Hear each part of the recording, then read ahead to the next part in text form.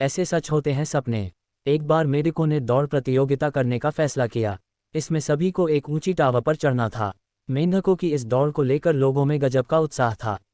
इसलिए दौड़ देखने के लिए टावर के चारों ओर भारी भीड़ जमा हो गई थी। तय समय के मुताबिक दौड़ शुरू हुई। भीड़ में किसी को भी इस बात का भरोसा नहीं हो रहा था कि मेढक टावर पर चढ़ जाएंगे। कोई कहता, अरे ये तो बहुत ही मुश्किल है, ये तो वहां पहुंच ही नहीं सकते।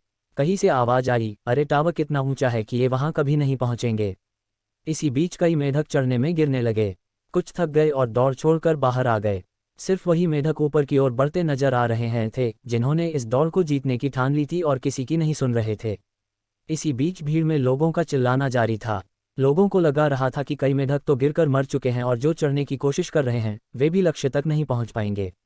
लेकिन एक छोटा सा मेढक बिना किसी परवाह किए टावर की ओर चढ़ता जा रहा था और आखिरकार वह अपने लक्ष्य तक पहुंच ही गया। इसके बाद दूसरे मेंढकों में यह उत्सुकता जागी कि आखिर इतना छोटा सा मेढक कैसे अपने लक्ष्य तक पहुंच गया।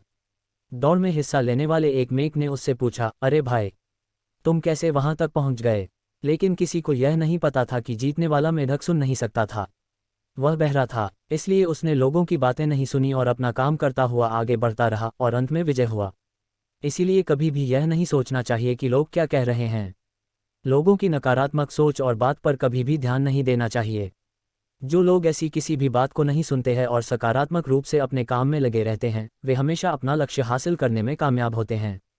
कहानी पसंद आया हो तो लाइक, शेयर और सब्सक्राइब करना बिल्कुल नहीं भूलिएगा। कहानी सुनने के लिए आप लोगों का बहुत बहुत धन्यवाद।